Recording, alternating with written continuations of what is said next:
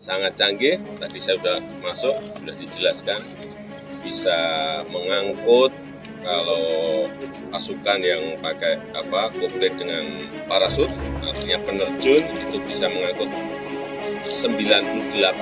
Tapi kalau pasukan dan penerjun bisa 128 pasukan dan bisa mengangkut 19,9 ton. Artinya ini bagus untuk operasi militer maupun non-militer, untuk bencana alam juga bisa.